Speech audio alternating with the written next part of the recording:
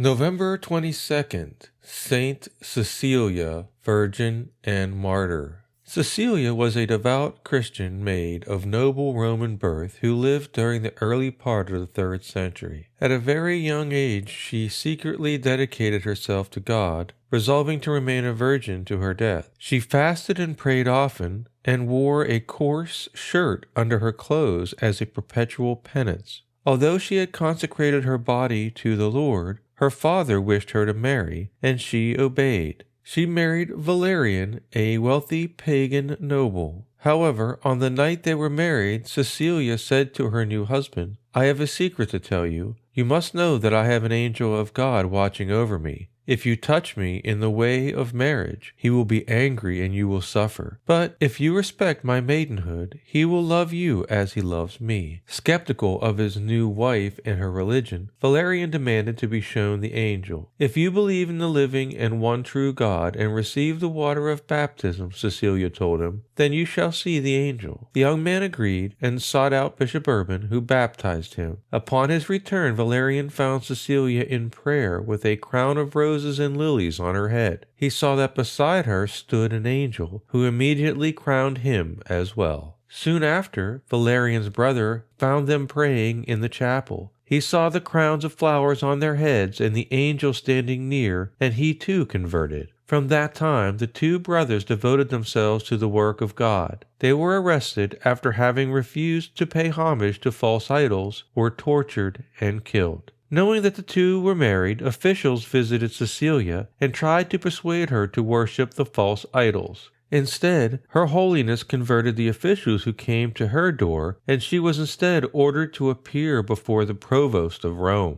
The provost entreated her to denounce Christ, and when she refused, condemned her to death. The death appointed for her was suffocation by steam. Saint Cecilia remained unharmed and calm for a day and a night in the place of hot baths in her own palace, despite a fire heated to 7 times its ordinary violence. Finally, an executioner was sent to dispatch her by the sword. He struck her with trembling hand the 3 blows which the law allowed, and left her still alive. During the 3 days of her agony, Cecilia gave all that she could to the poor, continually preached the faith, and all those that were converted by her words and example she sent to Pope Urban to be baptized. Her neophytes surrounded her, not daring to touch her, but collected the blood from her precious wounds. And the 3rd day, after the holy Pontiff Urban had come to bless her, the agony ended, and in the year 177, the Virgin Saint gave back her glorious soul to Christ. It was the Supreme Pontiff who presided at her funeral, and Saint Urban and his deacons buried her among the bishops in the catacomb of Saint Calixtus along the Appian Way. As she had requested, her house was transformed into a church by the Holy Pontiff and remains in service for the church until this day.